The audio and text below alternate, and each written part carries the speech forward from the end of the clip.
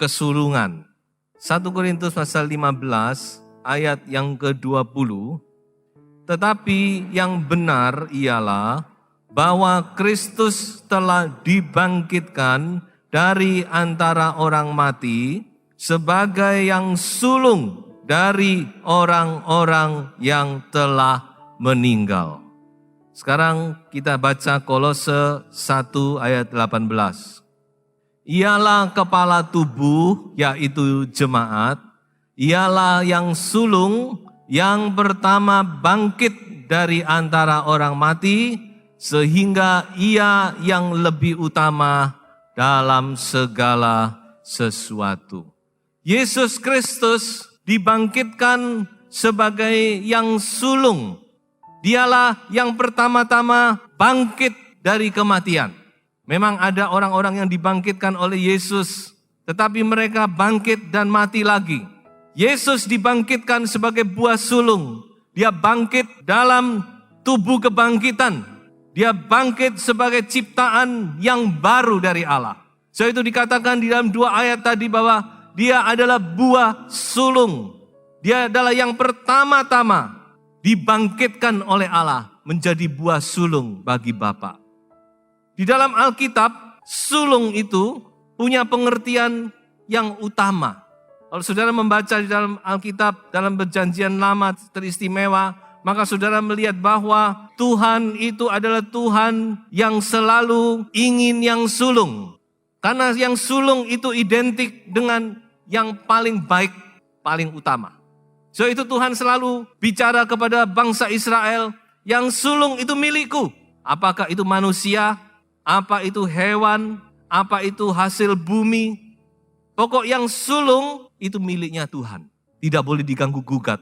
Itulah sebabnya saudara-saudara, maka Yesus karena dia yang terbaik, yang paling mulia, maka dia adalah yang sulung bagi Allah.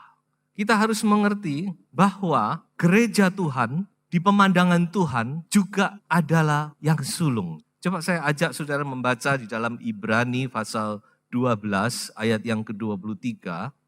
Tetapi kamu sudah datang ke Bukit Sion, ke kota Allah yang hidup, Yerusalem sorgawi, dan kepada beribu-ribu malaikat, suatu kumpulan yang meriah, dan kepada jemaat anak-anak sulung yang namanya terdaftar di sorga. Jadi ayat ini berkata bahwa kita ini dimasukkan dalam satu kumpulan yang dinamakan jemaat anak-anak sulung. Gereja disebut jemaat anak-anak sulung. Kok bisa? Mengapa dikatakan jemaat anak-anak sulung?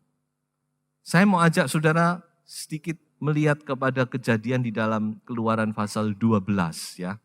Waktu bangsa Israel ditebus keluar dari Mesir, pada malam itu, waktu malaikat maut berjalan di tengah-tengah Mesir, maka ada yang selamat, ada yang mengalami kematian.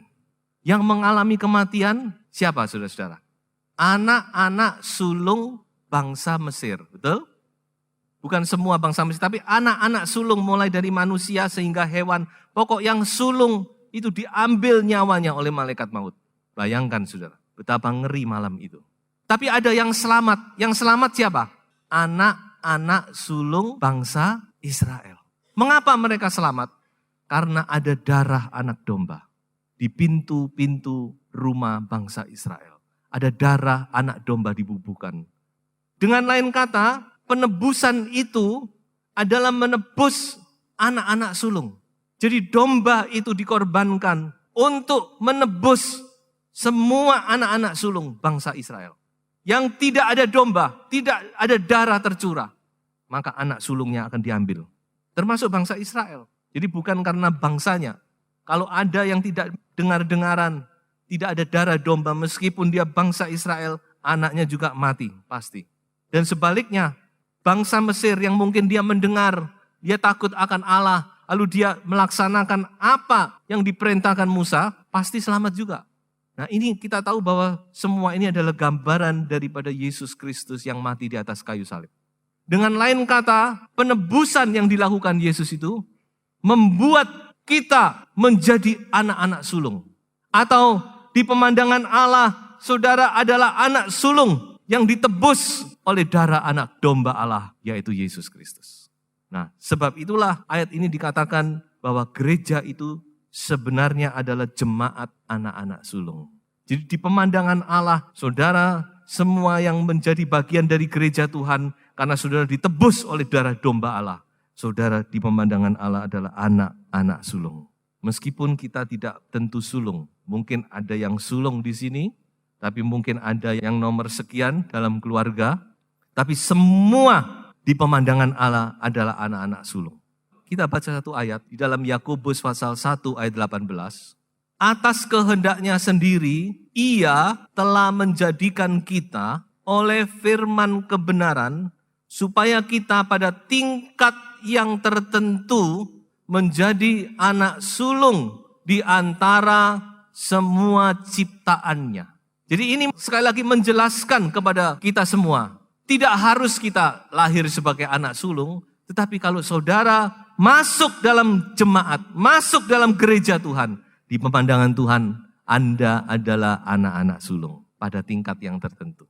Mungkin hal ini lebih mudah kita mengerti dengan perkataan dituakan.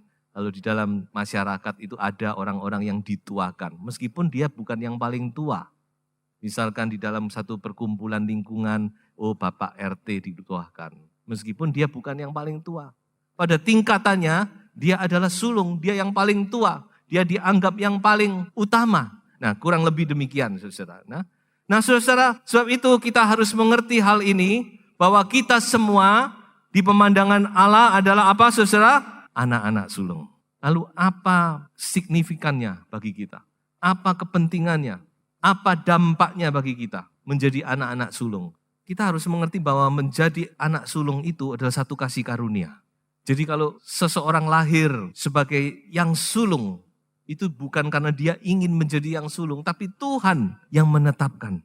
Ini kasih karunia, saudara. Mengapa saya dan saudara bisa menjadi anak-anak Tuhan? Karena kasih karunia Allah. Karena kasih karunia Allah. Kita dipilih oleh Allah. Yesus berkata, bukan kamu yang memilih aku, tapi aku yang memilih kamu. Jadi ini kasih karunia. Lalu mengapa, saudara-saudara, hal ini penting? Karena anak sulung itu punya satu hak yang tidak dimiliki oleh anak-anaknya yang lain, yang dinamakan hak kesulungan. Hanya anak sulung yang punya hak kesulungan. 12 anak Yakub, hanya yang pertama punya hak kesulungan. Berapapun juga jumlah anak itu, pokok yang sulung saja yang punya hak, namanya hak kesulungan. Nah, apa sebenarnya yang terkandung di dalam hak kesulungan? Jadi saudara dan saya, kita punya hak kesulungan karena kita adalah anak-anak sulung. Mari kita sekarang mengerti apa sebenarnya yang terkandung di dalam hak kesulungan ini. Yang pertama, hak kesulungan itu adalah hak untuk memimpin, hak untuk mengepalai, hak untuk memerintah. Itu yang pertama. Dalam masyarakat yang tradisional itu jelas sekali. Yang sulung itu pemimpin. Jadi saudara dan saya, kita ditakdirkan, saya memakai kata ditakdirkan, sebagai pemimpin atau kepala. Jadi orang bicara, wah ini mungkin takdir. Lihat dulu takdir yang bagaimana.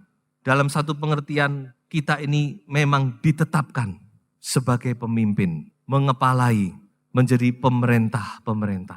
Gereja Tuhan di dunia ini Tuhan percayakan sebagai pemimpin. Sebab itu saudara-saudara, Musa berkata apa? Mari kita baca sebentar di dalam Ulangan 28 ayat 13. Tuhan akan mengangkat engkau menjadi kepala dan bukan menjadi ekor. Engkau akan tetap naik dan bukan turun. Apabila engkau mendengarkan perintah Tuhan Allahmu yang kusampaikan pada hari ini, kau lakukan dengan setia. Jadi kalau kita melihat di dalam Alkitab, saudara-saudara, anak-anak Tuhan itu dimanapun, dia pasti naik. Dia pasti akan diangkat menjadi pemimpin. Yusuf ya Yusuf, Daniel ya Daniel. Saudara boleh lihat di dalam Alkitab.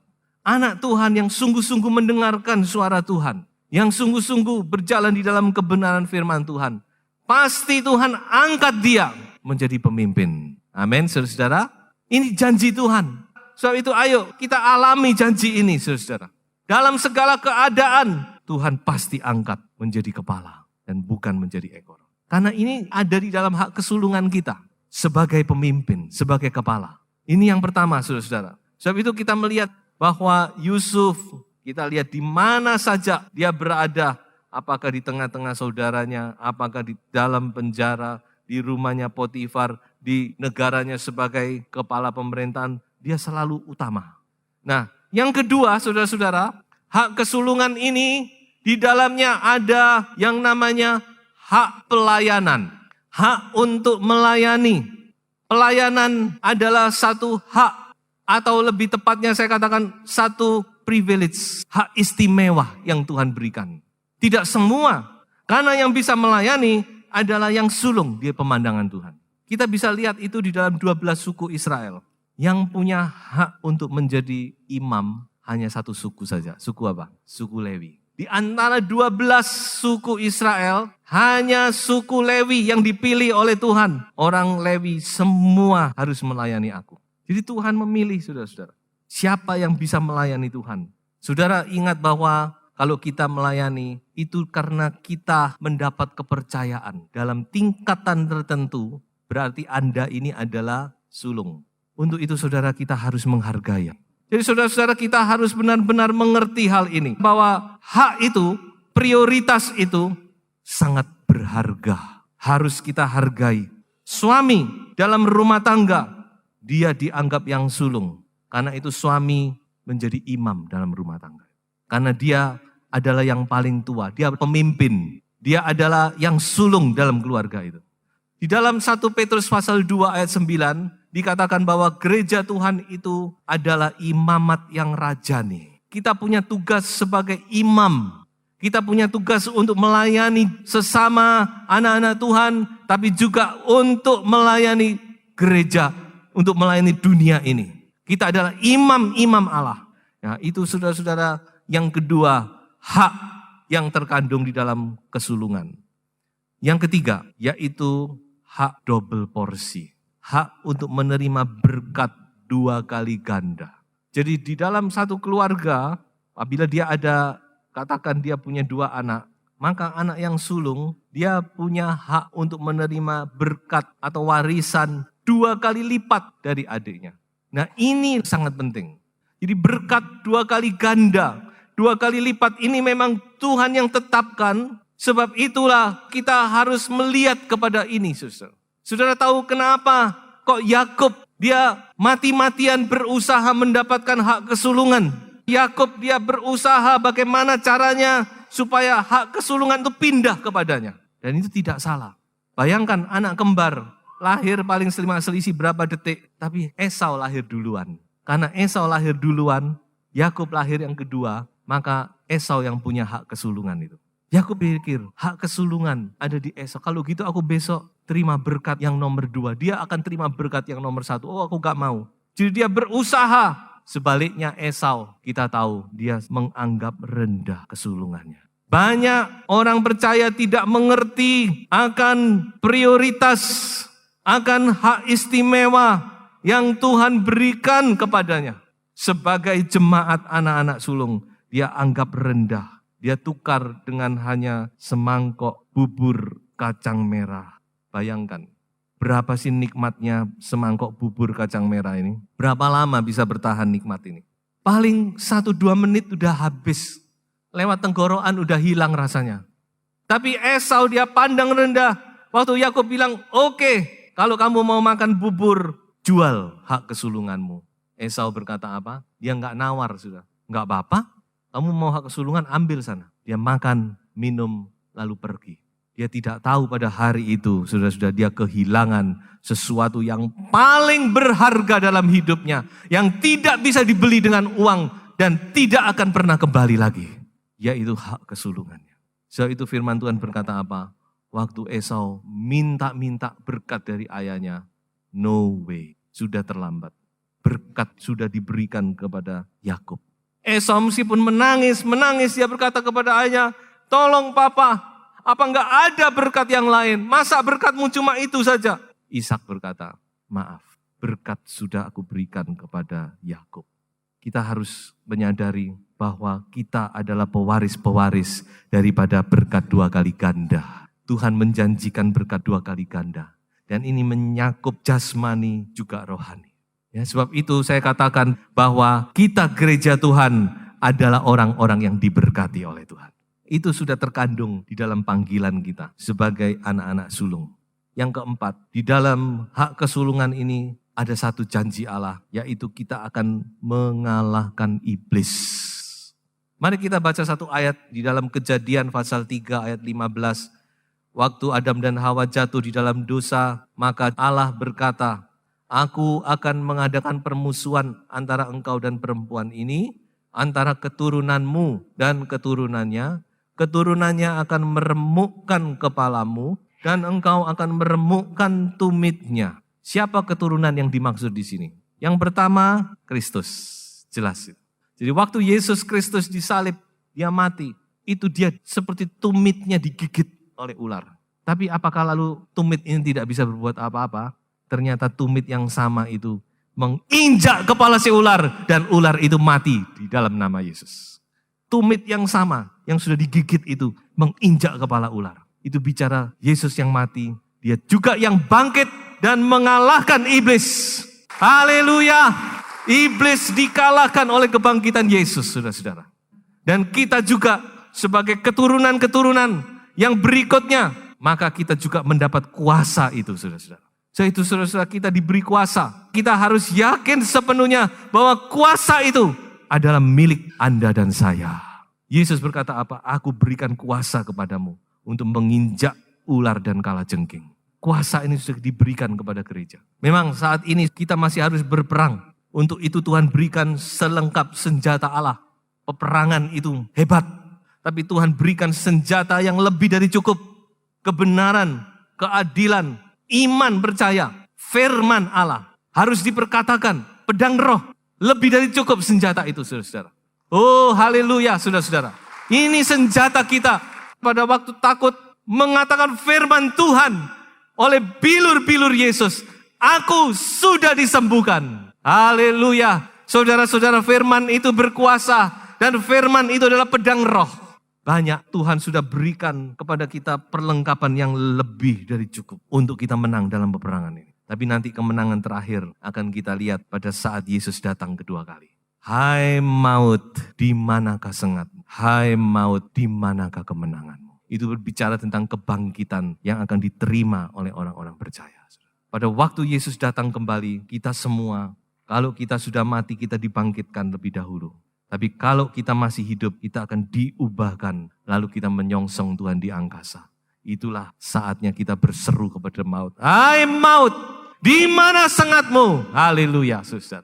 Oh, haleluya, saudara. Jadi inilah, saudara, kemenangan yang terakhir.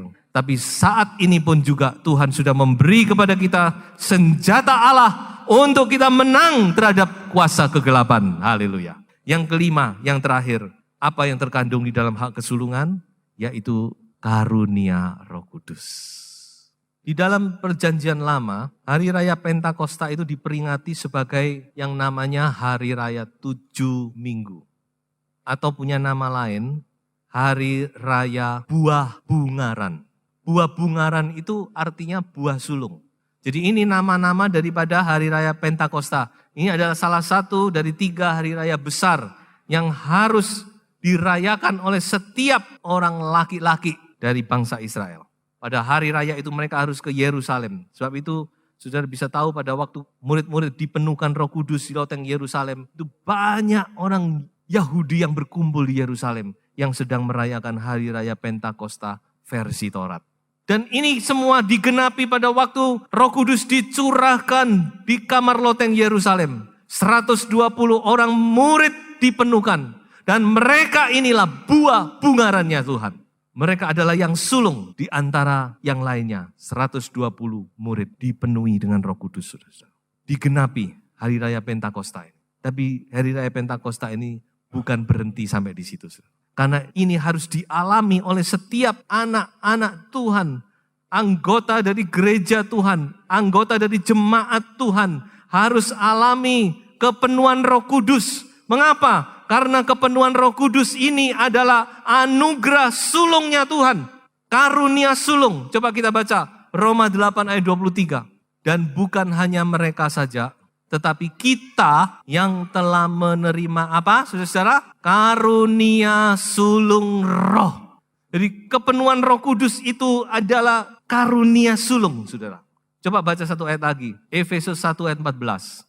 Dan Roh Kudus itu adalah jaminan bagian kita sampai kita memperoleh seluruhnya, yaitu penebusan yang menjadikan kita milik Allah untuk memuji kemuliaannya. Kalau saudara melihat dan membaca ayat-ayat sebelumnya, jelas Paulus sedang berbicara tentang kepenuhan Roh Kudus. Bukan sekedar Roh Kudus di dalam hati kita, tetapi penuh Roh Kudus. Paulus berkata apa? Kepenuhan Roh Kudus itu adalah jaminan, garansi, atau lebih gamblangnya lagi DP, down payment. Inilah kepenuhan Roh Kudus, saudara-saudara.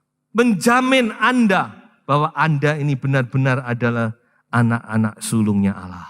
Dan satu kali Anda akan menerima apa yang diwariskan keseluruhan itu oleh Tuhan kepada kita. Kita tadi sudah melihat bahwa kita adalah jemaat anak-anak sulung.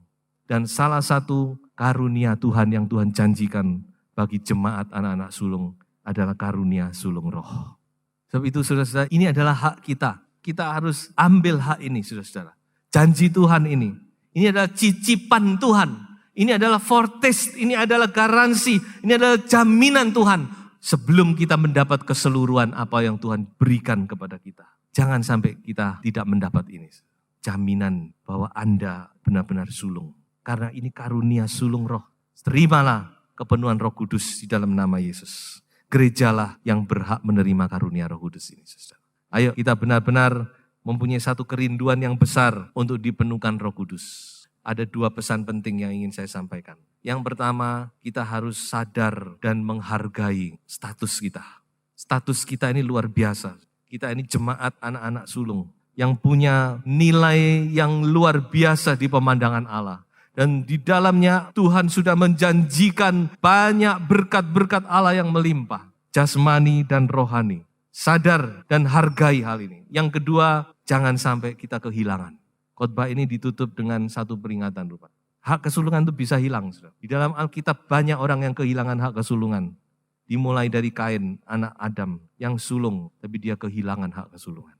Lalu turun terus Ismail, turun ke Esau, turun ke Ruben, anak pertama daripada Yakub.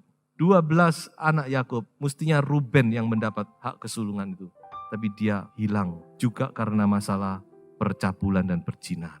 Banyak saudara-saudara, turun ke Saul dan banyak lagi orang-orang yang kehilangan hak kesulungan hanya karena semangkok bubur kacang merah yang tidak ada artinya, yang hanya bisa memuaskan 1-2 menit, tapi penyesalannya seumur hidup. Sampai akhirnya turun ke Yudas Iskariot. Jadi saudara-saudara, biarlah kita benar-benar menghargai ini. Hiduplah di dalam kebenaran firman Tuhan. Maka berkat-berkat itu, berkat 2 kali ganda menjadi milik Anda di dalam nama Yesus Kristus.